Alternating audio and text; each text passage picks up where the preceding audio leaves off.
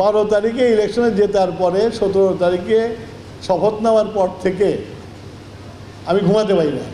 এমন একটা মন্ত্রণালয়ের দায়িত্ব আমার উপর ঘাড়ে বসেছে। তারপরে ইরান যুদ্ধে আমার যে কাজ এত বেড়ে গেছে,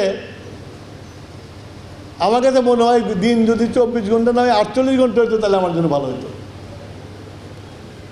আমাকে পেট্রোল পাম্পও পাহারা দেওয়া লাগে, আবার আমার যে পেট্রোল ডিপো আছে সেখানেও পাহারা দেওয়া লাগে যাতে চুরি না হয়। তারপরে চুরি হচ্ছে, নৈতিক চরিত্র খারাপ হয়ে গেছে।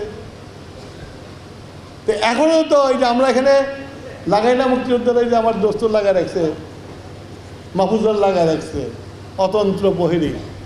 যে অতন্ত্র প্রহরী খালি যুদ্ধ করার জন্য হয়েছিলাম আমরা, নাকি দেশের মধ্যে যখন অন্যায় অমিশ্র তার জন্য হবো আমরা? এই যে আজকে আমি তেল থেকে দিতেছি, যে তেল দিলে একটা পেট্রোল পাম্পের বেচতে 1 দিন 1.5 দিন লাগতো, সেই তেল এখন দিলে পরে 2 ঘন্টা শেষ হয়ে যায়। কই যায়? কই যায়? ওইটা আমাদের এসপি সাহেব,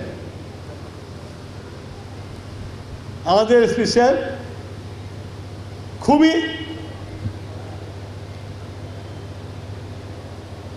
কাজের প্রতি নিষ্ঠা আছে।